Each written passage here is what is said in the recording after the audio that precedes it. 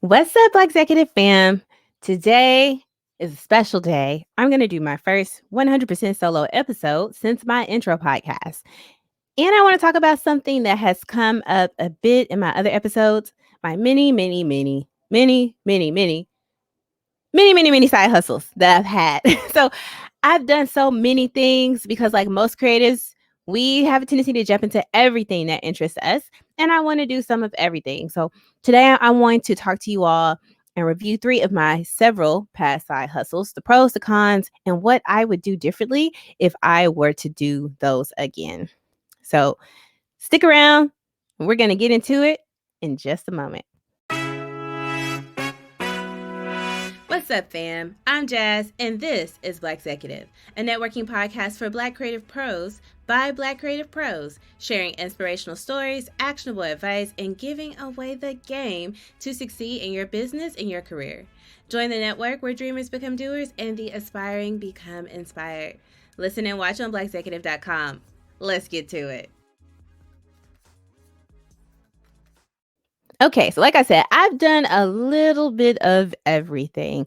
And a lot of times it wasn't even intentional. Sometimes it was accidental. I just kind of stumbled into something and I was just like, you know what? I kind of enjoy doing this. I like doing this. I should continue doing it. And it wasn't necessarily that it's something that I sought out or that I felt like was a good fit for me. It's just something that I simply wanted to do. So one of the first things I want to talk about, which comes up a lot with creatives, selling clothes. So I've sold clothes in several ways over the years, and I want to talk about some of those methods and what worked, what didn't work, and what I would do different. Okay, so one of the first ways I used to sell clothes was on eBay. I used to flip new and used clothes on eBay. I started by like literally placing clothes that we had online to sell. So at this time, like Hollister was popping, Aeropostale, Abercrombie and Fitch, all of that was popping. So at the time, my husband had a lot of clothes that he just wanted to get rid of, and we said, hey, let's just throw it on eBay.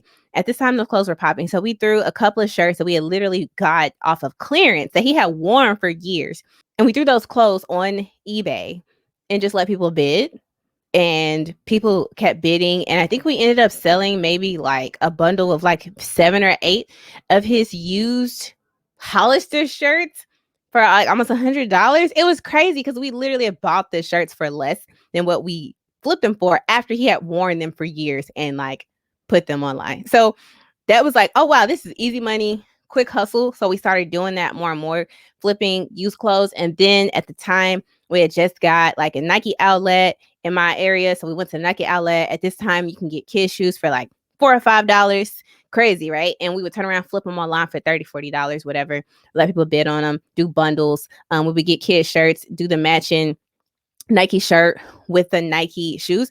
So it was an easy hustle. And I love to shop. I always love to shop. That's why I think it was so easy for me to get into like flipping clothes, because it's like I'm a shop anyway. So I might as well just like get some money out of it. I'm always looking for a way to take something that I love to do and monetize that. So yeah, so that was probably how we got started in that. I would say the pros is that it was easy money. Again, something I already was doing. Also, we got to bid, we set it up on eBay so that there would be bidding. So we kind of let the users, thinking like a content strategist, right? We let our customers decide the price.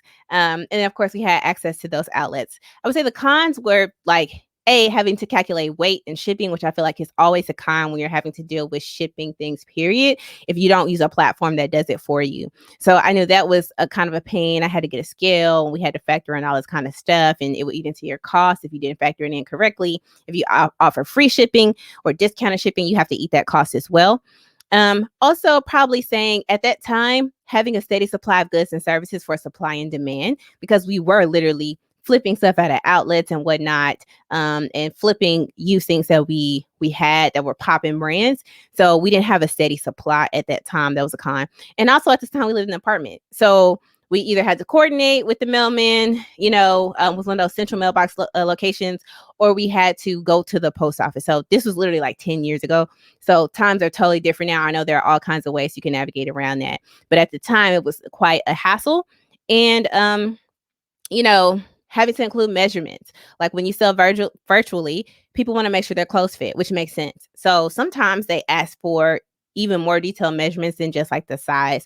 And I feel like if you want to be a reputable online clothing vendor, you should provide those measurements for people because people want to know if their stuff is going to fit. But that's a huge concern with ordering clothes online. But as a seller, it can be kind of a pain having to go through and do all of those measurements and whatnot to make sure they fit. And if something doesn't fit correctly, a lot of times they want their money back, rightfully so. And so then you have to handle that as well. So what would I do differently if I had to do that again? A, have a better system for shipping. Our shipping system was not all that great at the time. And then B, find a steady supply of clothes or just like buy wholesale and actually turn it into a lucrative business and not just like this side hustle as it came. It was kind of like something I fell into and just kept rolling with. The second way that I sold children's clothes was through children's consignment shops. So that basically started when I first heard of consignment shops and, you know, how they worked. I was like, oh, this is cool. I can go and sell my kids clothes. If you're a fan of the podcast, you know, I have 3 little girls. So I am always trying to figure out a way to maximize my money as a parent.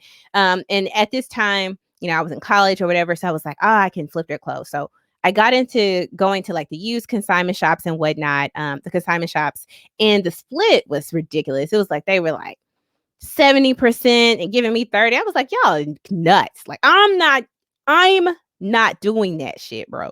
So it was kind of like that. It was kind of like that. And I was like, you know, that's a crazy split or whatever. And I know that they had to eat the cost because they have the brick and mortar business. They're doing the marketing. They're bringing in the clientele. They're storing it for you. And all you're doing is giving it to them. But at the same time, I couldn't deal with that split. So in my area, which if you are fortunate to be in one of the states that has it, take advantage of it. There are traveling consignment shops. And so those are places like Rhea, Lana, and Goose. So Rhea Lana is actually from Arkansas. So she actually like really got started heavy there. So if you don't know what those traveling consignment shops are, it's pretty self-explanatory. They come in, they set up shop, they rent out a building. They do a call to have pretty much anyone who wants to submit clothes come in, bring your clothes in. And you know, you put them up. They have they're open for maybe like a week of time. They do different specials on different days, and people, they market and everything for you, and people come in, buy your clothes, you track it online and see what they buy. So it's a pretty straightforward process. As far as how it works, once you get into it, it's kind of easy to stay in the flow. Usually for me, my process was I would go through my kids' clothes, sort to see what they could and could not fit. Anything that was a little bit too worn, I may choose to donate. Anything that was still in fairly good condition, I would either, you know, sell it on its own as a set, or I would do a lot of bundles. Then I would go set up my account or on Rhea Lana's site or Dr. Goose's site, and then put all of the clothes in there. You pretty much go through inventory, how many you have, what is the brand, what you want to price it as. The split there was fairly good. I think it used to be like 60 40 with you getting 60 and them getting 40. I don't remember the exact split. I'll have to link those sites and things for those who are interested in it below in the comments, or if you're listening in the show notes on site. But the split was pretty good. And I would do that because it was so convenient for me as a mom to be able to get that money back. The process would kind of take long though, because so after I would sort those clothes and I would put them in inventory, I would have to, of course, make sure they're washed and cleaned. I would have to iron them, put them on a hanger, pin them, because you can't just put them on hangers because people will come through shopping and tear them down. So you have to pin them on the hangers, get the tags on. Once you get all those done in order, you actually go in. They have a day in which, or several days, and you can choose to go in one day to get your inventory put up. And someone will go in, check your items, make sure it doesn't have any stains, tears, or it's not too out of season or out of style. And then they will approve your items or whatnot. And it wasn't just clothes. You could do baby strollers, movies, toys, all types of stuff. Toys were super popular. That's my dog. Toys were super popular at this time. So, you know, you could do toys and books and whatnot too, and put them up. Once they accepted those items, you would go and place your items on the appropriate rack. So they would be organized by age and gender. Interesting. I would be interested in what that looks like now in the age of non-binary, which at this time wasn't necessarily a thing as it is now, where it's more acceptable and mainstream. So I'll be interested in if they're still organizing clothes by gender like that. Side note, but so you would do that, you would do all that. And once that was done, you would pretty much leave. You could track the inventory on your phone, on your website, on their website or whatever, and see things live as people purchase them. Anything you didn't want, you could choose to either A, come pick it back up when you get your check, or B, you could have them donated. C, you could also have them mail your check. So this was a super awesome hustle. I would actually run between Rhea, Lana, and Goose, depending on when it was coming and if I had time to do it. So I would say the pros of that was definitely perfect for parents, especially if you have multiple kids. They house and store all the clothes for you. They have the facility for you. They do all the marketing for you. You can participate in the marketing in exchange for like early entry if you want to shop. So that was a con. You could shop, a pro. You could shop early, get discounts on clothes, and like have their magnets on your cars and everything for discounts or volunteer time. And again, you can resell and donate anything that you did not sell, and watch your sales online. Get that adrenaline rush, and customers get to see your stuff in person. So that was pretty cool because you don't have to deal with all that measurements hassle that I was talking about with eBay. So the cons: time consuming.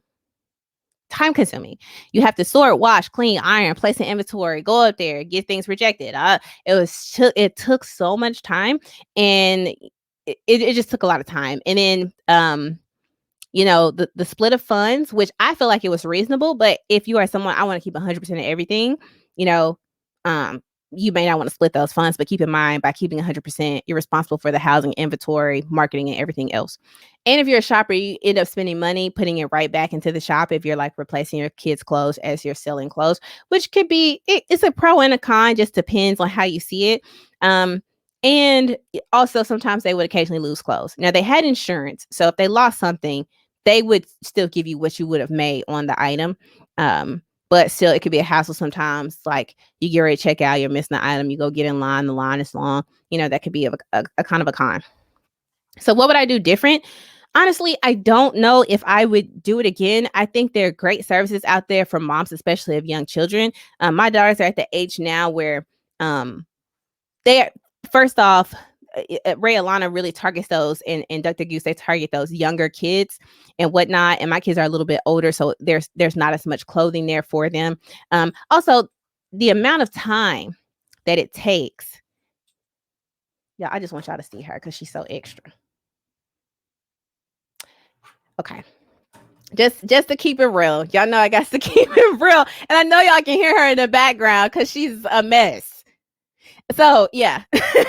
But so I felt like that because of that, I don't know if I would necessarily do it again, because when you factor in the time of the cost, and you really figure out how much you make hourly by participating in that, it wasn't worth it to me. But the process was fun. If my kids were still in those ages where they could fit a lot of the clothes that they sell, I probably would continue to do it.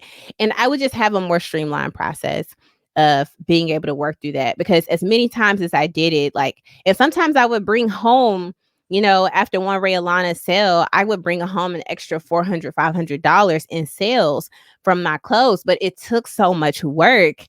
And I'm just doing that in my spare time to get that, to get to that point. So don't know if I would do it again with my kids being this old. If they were younger, then maybe so. So if you have young kids, I still think it's a good hustle, a good side hustle for you to get into.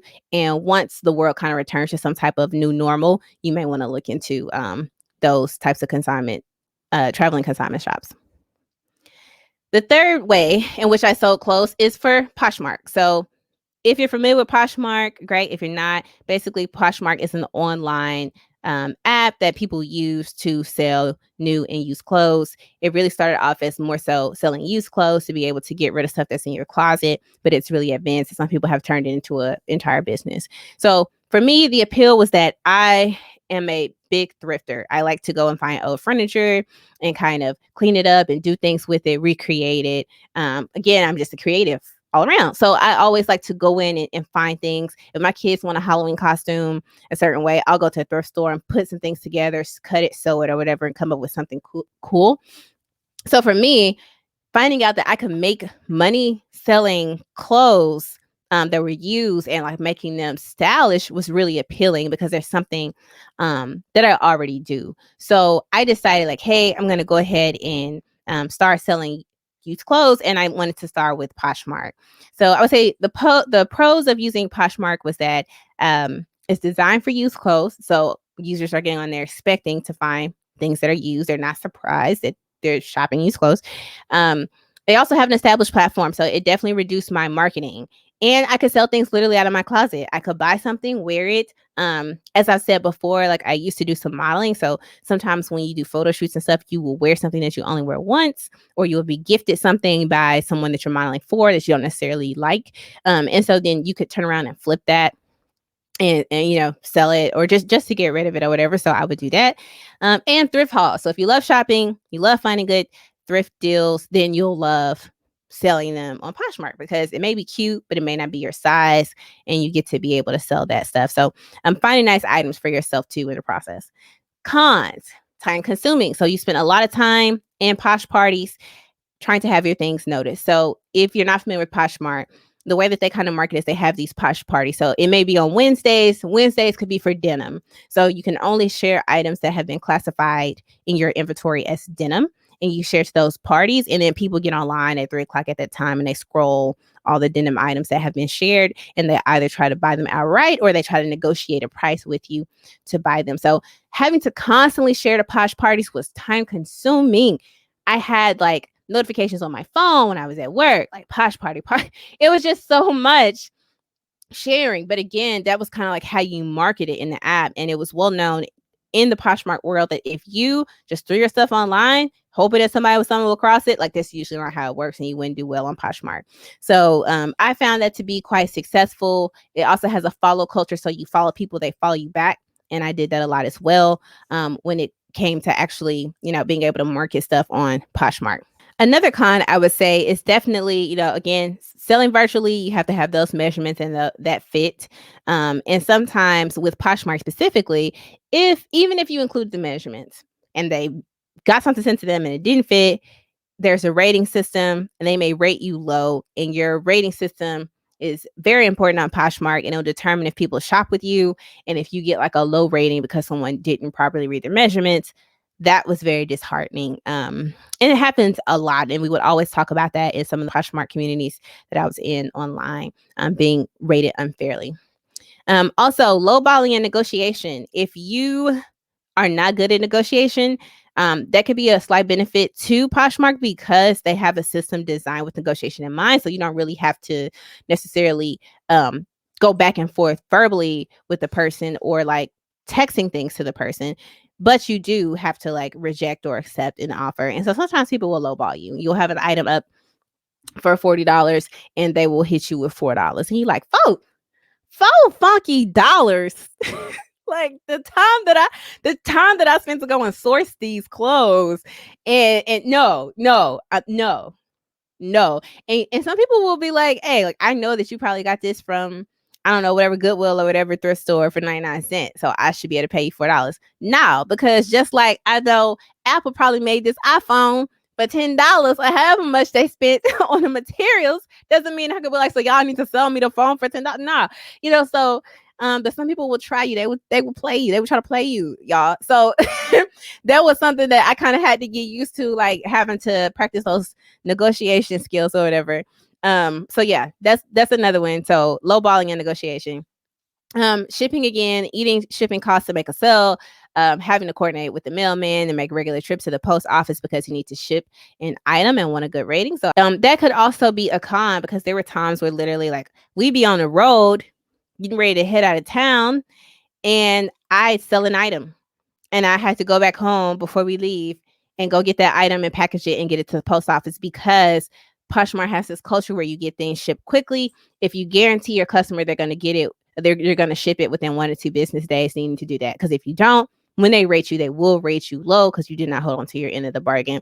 So I'm, of course, the type of business person I like to stick to my policies and my word. So if that means I have to turn around before I hit the highway and go home and ship your stuff, then I will. So I've had to do that before. So again, the rating system can be a con. The shipping can be a con. Sometimes also with Poshmark, items will sit. They will sit for a long period of time. So it's not necessarily like you'll be able to, just throw something up and it'll go. Sometimes you may think you have a hot item and it'll sit for a long time. And you have to be prepared. It's not going to be instant money. So it's going to be times where you're going to have items that sit in your inventory in your posh closet for a while. Um, and another thing about that is you have to be able to know those brands, right? You have to know what brands are selling, what brands are thrifting at a decent cost. If you go and buy a low end brand and then you expect for that brand to thrive, and sell fast and it doesn't, like, you're setting yourself up for a failure and disappointment. So you have to get brands that are in style. So I knew for me, at the time when I was in Poshmark, they were like Free People, those types of brands. They were like really popular, made well. Torrid, my Torrid stuff sold so much. I sold so much Torrid. I loved getting my hands on Torrid because it was so fast. And those types of brands were popping. So, but that constantly changes. What's in style now may not be in style later. Sometimes you can get away with a brand that's not as good if it's a really cute or unique piece, but a lot of times it just won't sell or won't sell how you want. So you have to decide if it's worth the flip. I know for me, I would always say I need to make at least a minimum of 3 times what I sourced the item for. So if I couldn't justify 3, sometimes even 4 times what I sourced the item for, I would keep it on the rack. I wouldn't even source that item. And then I would also say, of course, keeping up with all that inventory and having that on deck. And so with my Poshmark business, one disclaimer I will say, I did not stop doing Poshmark because it just wasn't enough incentive for me. I stopped doing Poshmark because I actually had a house fire and I lost all of my inventory. I had an inventory room where I had like my lighting set up, and where I would take pictures. I had mannequins, I had everything sorted, and I actually ended up having a house fire and I lost all of my inventory. So when that happened, I had to shut down my store. I just never picked it back up because I didn't want to go back to having to keep all that inventory on hand, B, having to deal with like items just sitting and sitting. And I felt like it wasn't worth the return. The return on investment was not high enough for me at the time to continue it. And I wanted to really start to move more into digital products that I could create once and monetize over and over again. So that's kind of where I've moved to as far as my business strategy. So what would I do different? If I were still to continue to sell on Poshmark, I would create a regular schedule for shipping with my mailman, so that I wouldn't have to run back and forth to the post office so much. I would also try to find more automated ways to share at Posh parties, which was actually kind of frowned upon in like the Poshmark community. Like they didn't want you to automate sharing, but it took so much. And honestly, if you're doing that well at Poshmark where like you're okay with sharing to Posh parties all the time, you may want to consider hiring a virtual assistant to do that for you. I'm all for outsourcing work when possible, when you can't afford to pay them a fair wage for their services. That may be something you want to outsource if you want to do Poshmark, if you get to that point. And also be prepared to have items sit. Sometimes I would get so excited about an item or a combo that I put together and it just would sit and sit and sit. And I wasn't prepared for that, but it would be some other random item I wasn't that excited about that would sell like that.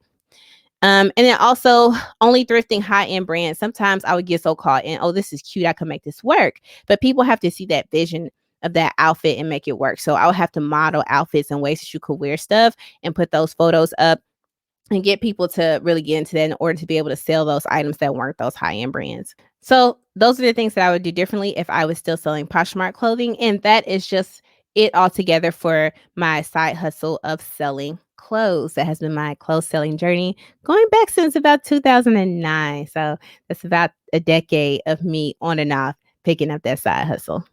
My second side hustle was personal training. So, I don't really talk a lot about my fitness career and whatnot on this podcast because I have a totally separate brand for that. But I wanted to address it here because it was a side hustle of mine at one time. So I actually am an amateur competitive bodybuilder. I haven't been on stage in a couple of years as of now. So I'm kind of like interimly retired right now. So at this time when I was doing this, I started lifting, I started to like get a lot of attention for it. And people, when they see your body, you're a walking billboard, right? So even if you're not a trainer, they want to train with you. And so me being someone who likes to help people and likes to connect with people, I started to advise people on their diets. I started to pick up clients and train them and do 30 and 45-minute and hour sessions. I did boot camps. I started selling meal plans, doing consultations.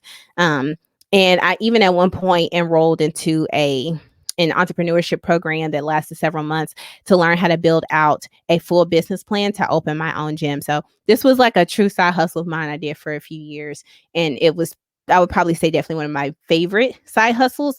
The pros of it, I would say, when your body is fit, you are a walking billboard. You are a promotion. You are the number one marketing material. People want to train with you, even if you don't train. So you kind of get clients there. You still definitely have to market. You have to market to scale. But, just initially to get going and whatnot, people, especially if people see you in the gym, sometimes people approach you in the gym after the gym. If you have a heavy social media presence, people will see your pictures online and DM you and inbox you, which I got so much, I'd probably say maybe 85% of my business came from DMs and people seeing me online and just like wanting to be my client because of my social presence and seeing pictures of my body online.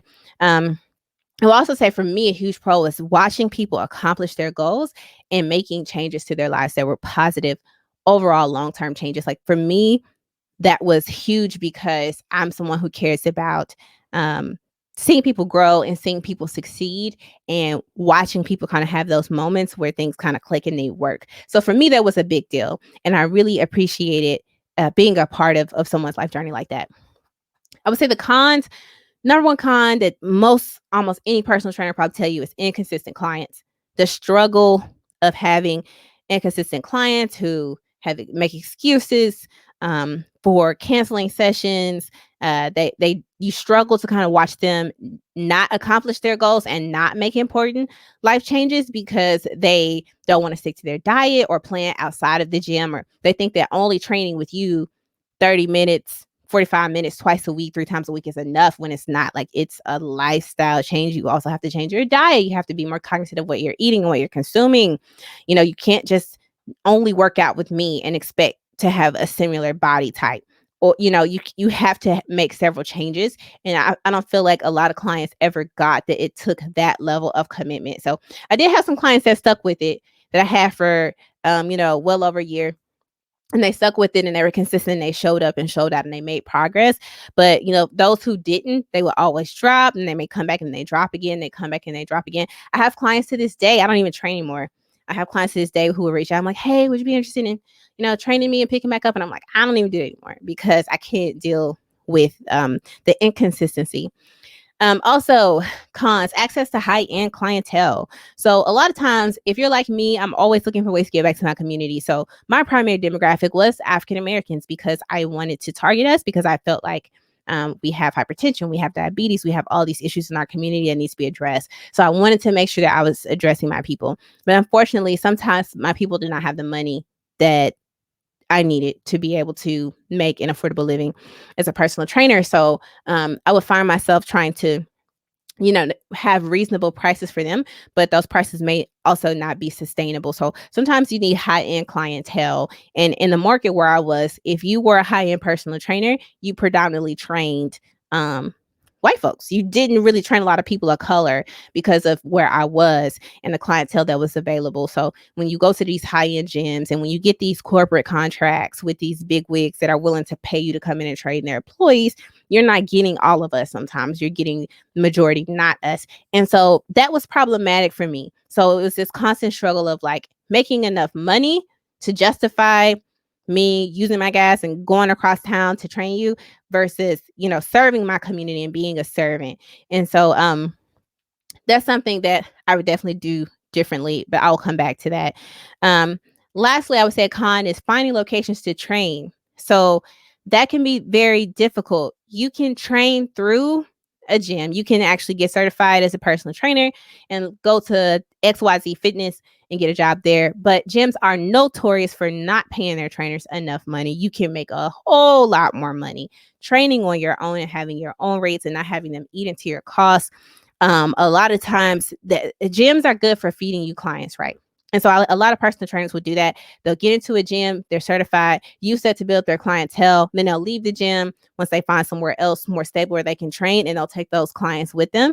But the thing is, those clients, they're probably at the gym paying, I don't know, whatever their price is. I can't even remember. I think sometimes the packages for like $200 or $300 a month for a personal training package, and now they're paying you directly and switching locations and stuff. But sometimes those clients may not transfer over So, or if they were on some type of deal with the gym and you can't honor that deal because you have to make a living, you may also lose those clients that way. So that's something that's important to consider when you're thinking about being a personal trainer if you don't have a location.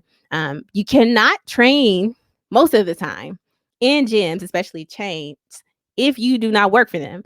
That is a huge problem. They will crack down, they will fine you, and they will revoke your gym membership. I know several trainers who have been through that. And having to like find a location to train your people is tough. I think in fair weather, you can make it work because you can train outside. I feel like if you're a creative trainer, you'll always find a way. There's always something you can do to work on your body. But if you're not, like able to do something outside and you have to do something indoors because of the weather or whatever, and you're not able to have a relationship or partnership with a gym, then you're kind of struggling to find places to train your clients. I've got creative with it. I used to keep all my equipment in my car. I would train people on the spot. I would train people in random parking lots. I would train people at their homes, their apartments, their apartment gyms. I even ended up towards the end of my training career, I did form a partnership with another trainer who was going through what I was going through, who had opened his own gym. Shout out to him. So that is Sturvin, and I will definitely plug his gym for those who are Arkansas who want to check him out.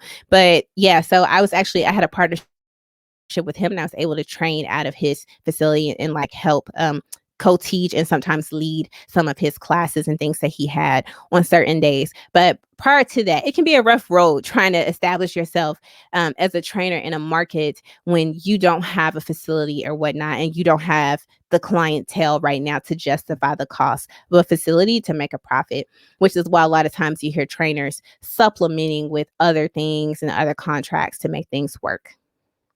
So, what would I do differently if I were to go back to personal training? Definitely find locations to train legitimately from day one so that I can have a consistent experience for my clients. I would probably keep some of the mobile training that I was doing, but I would go up on the price to justify the time it takes for me to commute to and from you and having to, of course, work with that space and whatever equipment I had. I would also definitely market more to higher end clients to help subsidize and supplement costs of other clients. So not meaning that I would, price gouge some clients and some would have a different price. But one thing that I always talked about and worked through with my business model for my personal training business was a subsidized plan in which a certain percentage of a high end client's package could go towards certain scholarships or other types of programs for clients who were not able to afford those things, and applicants in those programs will have to go through some type of process to be able to get that assistance for that subsidized cost. So that's something I would dive into more, work out the logistics of it, and make sure that that launches. I would also probably train athletes or build a team of my own competitors because that problem of having inconsistent clients, when you have athletes, when you have competitors, you don't have to worry about constantly having to motivate them. Like, hey, you really need to take care of your body. You really need to eat right. You don't have to do that because they already know that. So they're here to train. They're here to work. And I have that mentality. I'm not really good with coddling. So I think you have to understand your style as a trainer and will work. Some people are really good at that. Some people are like, I'm going to motivate you and motivate. And wherever you are, starting from here, I'm going to get you where you need to go. Some trainers are like, you either do it or you don't. Show up, show out, or go home. And I'm a little bit more hardcore with my training style. I'm a little bit more ruthless, if you will. So I want you to show up and I want you to work. And I think that's because it's my personality. I show up and work. I'm not that kind of parent either. I don't coddle my kids. I expect them to show up and do what they're supposed to do. So I feel like working with athletes would help me with that. So I feel like knowing your personal training style and knowing what kind of clients habits you're willing to tolerate and not tolerate will probably help you understand what kind of trainer you need to be and who would be your best clients. I know for me, my best clients would probably be athletes or competitors or someone else who's already into fitness and understands that underlying motivation as to why they should stick to a regimen and why it's so important. I will also work hard to form partnerships with corporations and schools. So, as I said, a lot of trainers do supplement their individual training business with partnerships and with corporations because that's consistent money. You can go to, this furniture company down the street and they have a staff of maybe 15 people, and they want those 15 people to have additional benefits. So they're willing to offer personal training on Wednesdays and Fridays for their staff, and they'll pay you to come in and set up and do Wednesdays and Fridays trainings. I know plenty of trainers who had deals set up like that. So that's consistent money that will work for you. Same thing with schools. If you're fortunate enough to be able to form a partnership with the school, sometimes you can't go through the school district because there are so many restraints. Rightfully so. We want to protect our children. We don't want just anyone in the school, so they have to do a lot of vetting. But sometimes if you have a charter school or a private school that you can work with, you can just show them your credentials. Hey, I'm a NASM certified trainer. Here are my credentials and whatnot, and then put together a plan of how it will work. They may be willing to work with you. So definitely looking for those other ways to solidify your income outside of dealing with individual customers. I would also probably rewrite my business plan. So my business plan, as I talked about earlier, was actually for a physical building. So I wrote out this really dope physical building, y'all. I mean, y'all, I had like the plants up here in the sky, and I was like, and we're gonna have a garden on the top with the roof, and it's gonna have yoga, and then we're gonna have like DJs, and then I'm gonna have like a nutritionist. And I already had like people that I know who I wanted to be on staff, like on call, and I just had all this stuff, and my budget got very high very quickly because gym equipment is already expensive. Even when you break it down to like, oh, bare minimum gym equipment and whatnot, it's still freaking expensive. So you have to think about that as well. And I feel like if I could go back, I would have budgeted out for a mobile gym. So if you haven't been following the trends, there are a lot more gyms now that are literally being built out of like old school buses, 18 wheelers, everything, bands. And I've seen some really, really, really, really dope layouts that I could definitely take advantage of.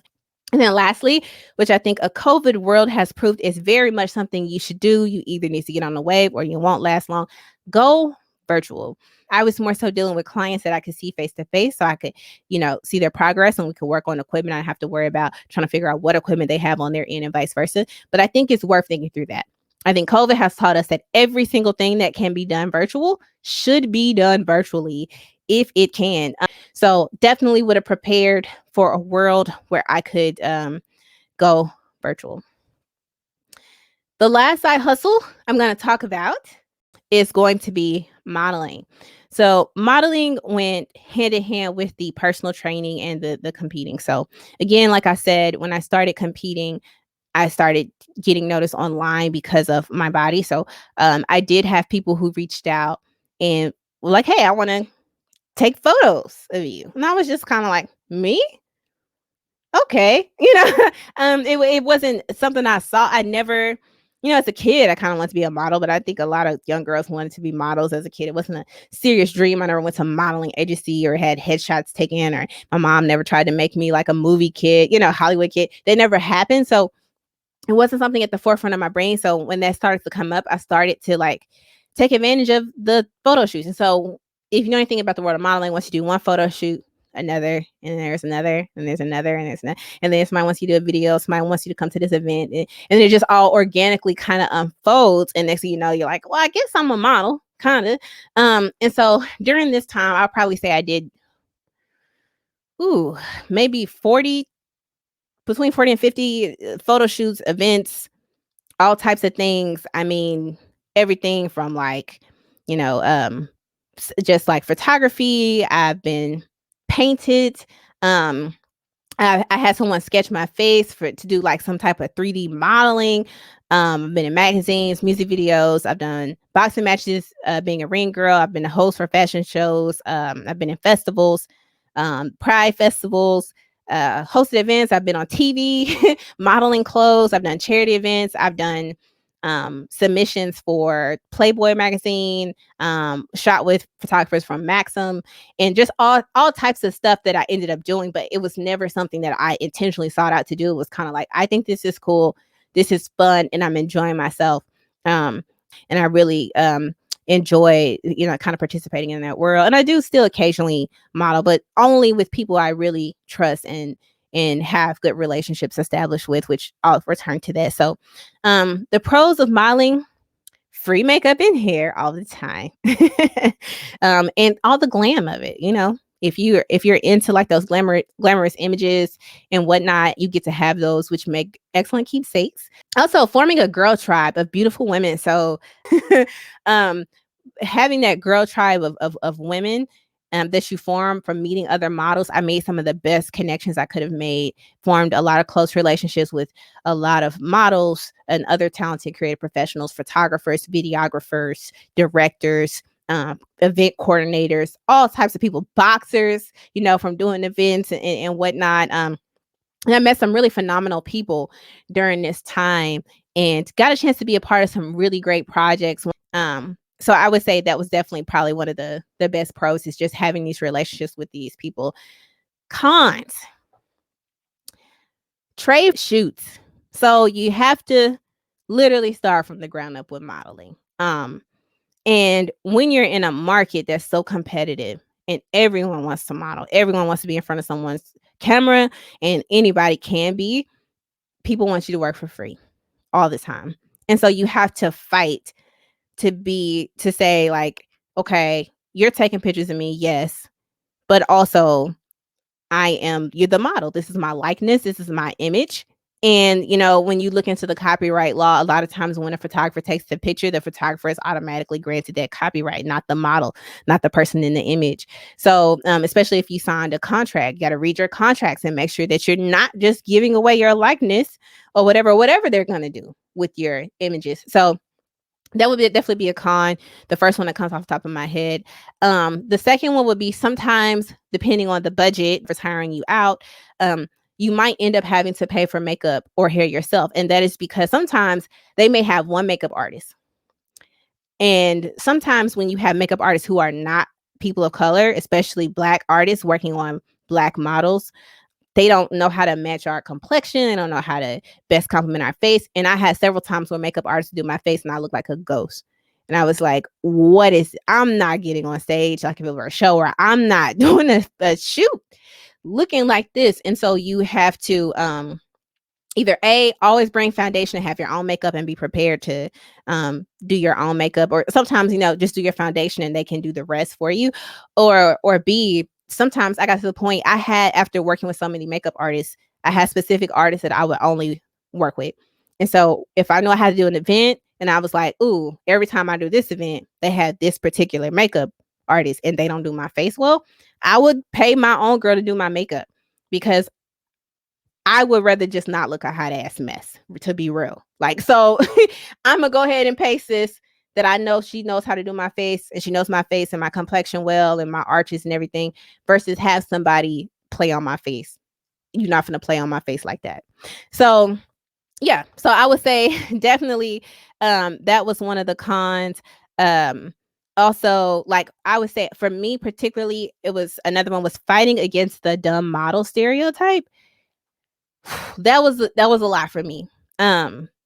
Because you get categorized and boxed into like, you can have beauty or brains, you can't have both.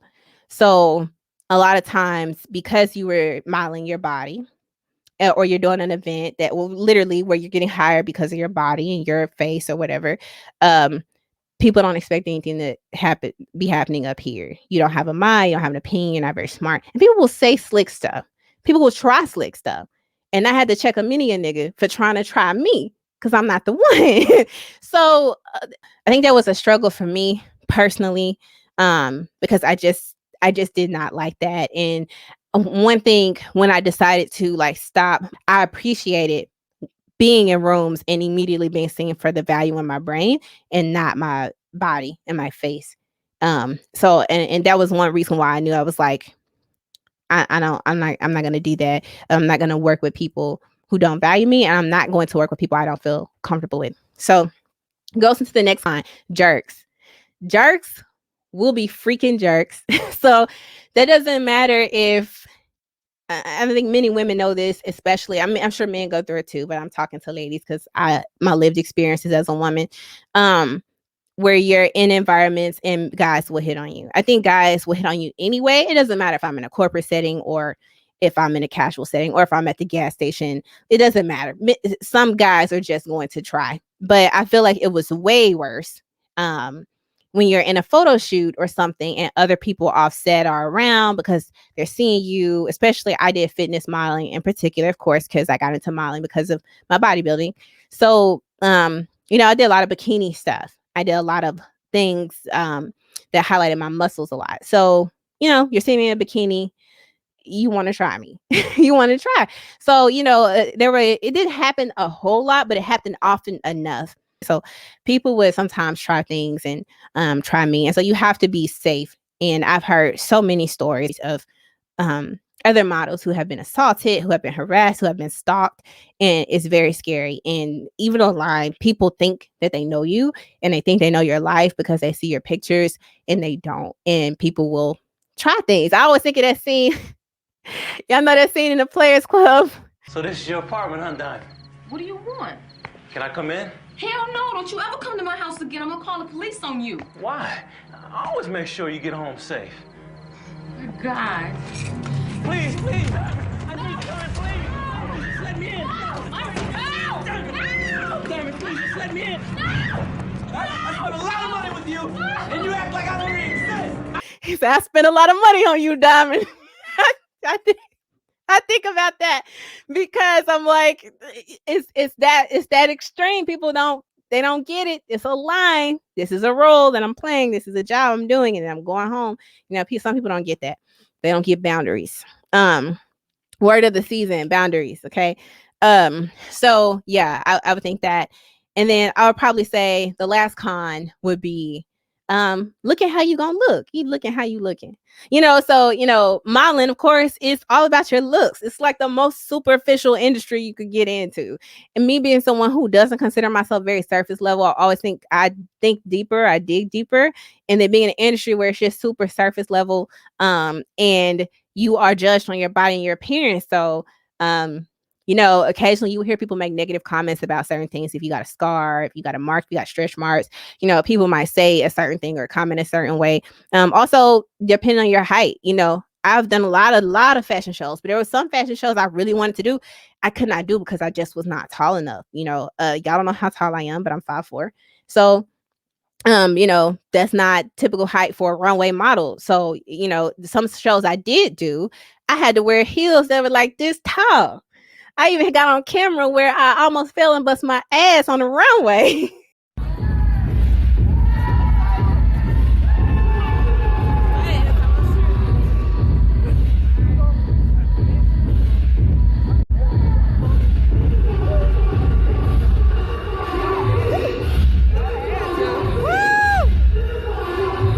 Trying to wear some tall ass heels because I was trying not to look 5'4".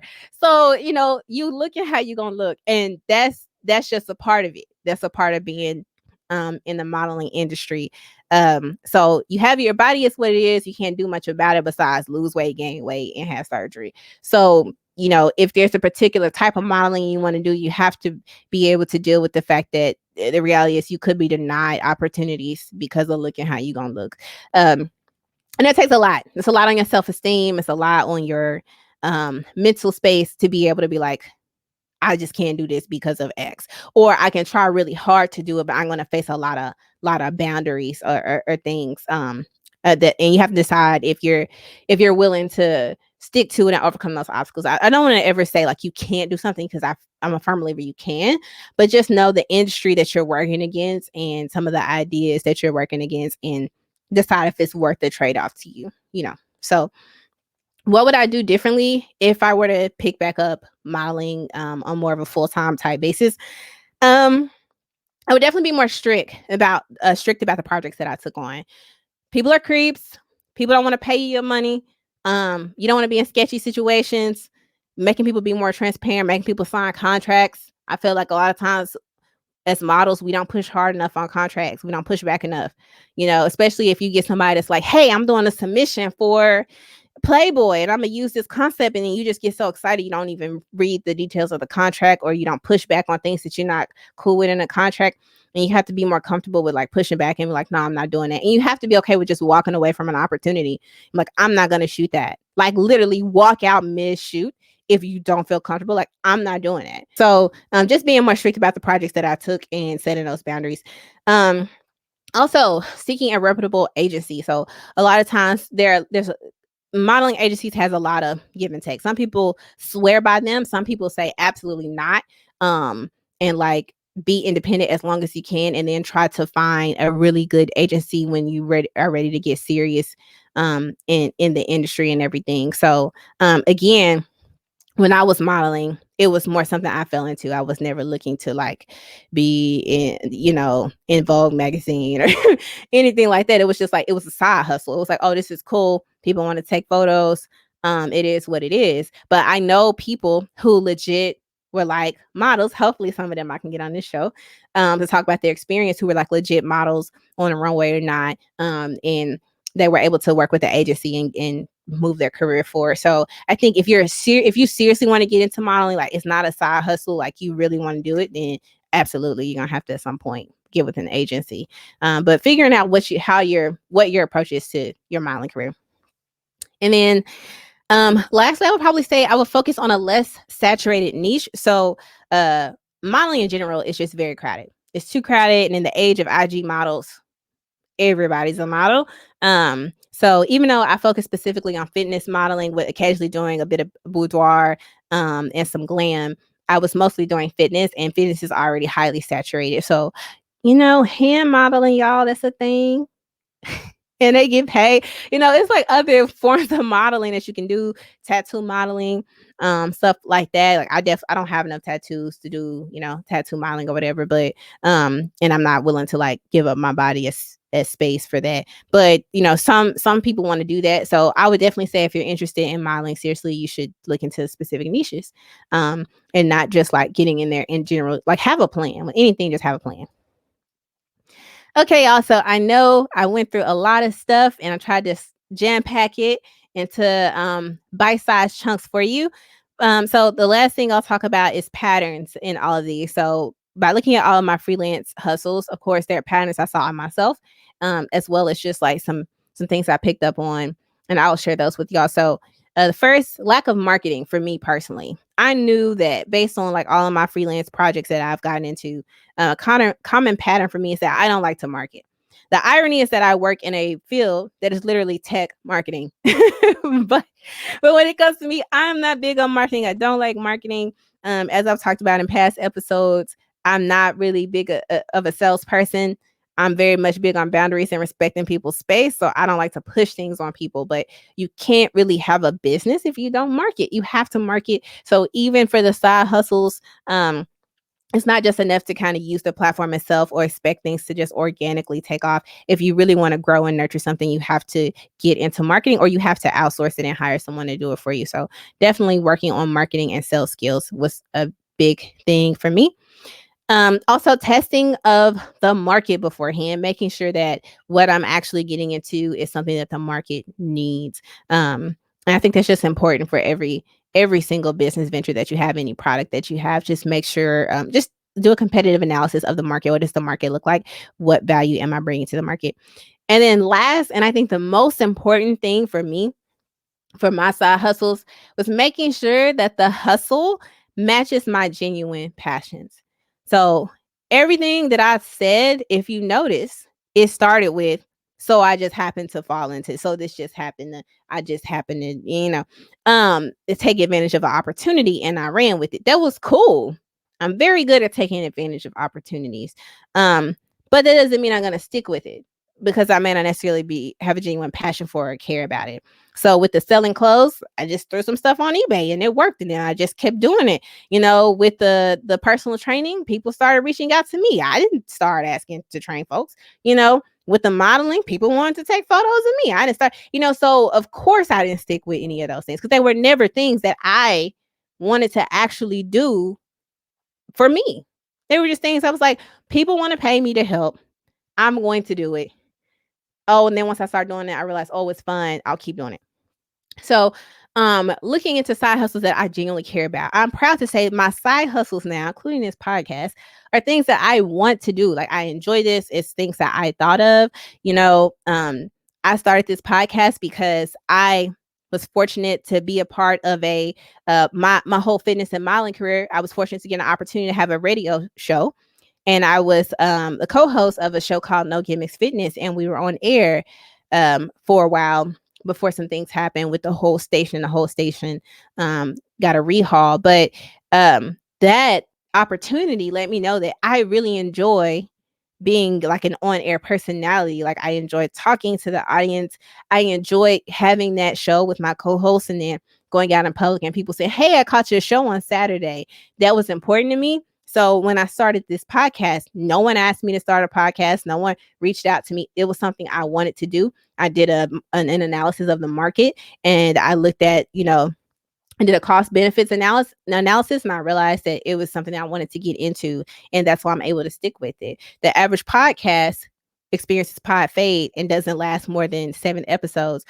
By the time this airs, we will be in season 2, already well past 7 episodes. So we almost doubled 7 episodes in season 1, and y'all are still rocking with me, and I'm still rocking with y'all.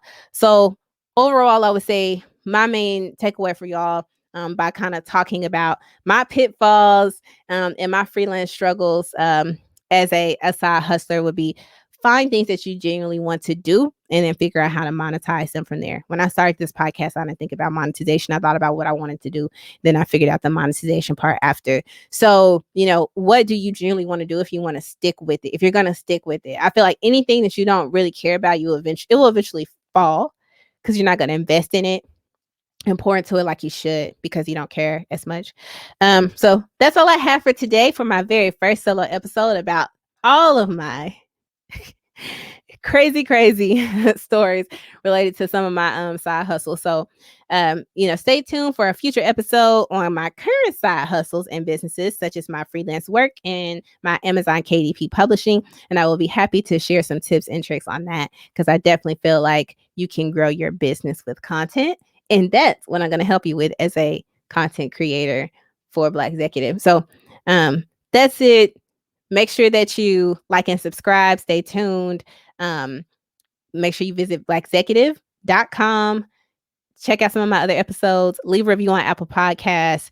And I'm always happy to hear from you at feedback@blackxecutive.com. Until next time, keep aspiring to inspire. Thanks for watching Blackxecutive. Join the conversation in the comments below, and be sure to like and subscribe. You can find a full list of all available podcast episodes on blackxecutive.com or wherever you stream. Until next time, keep aspiring to inspire.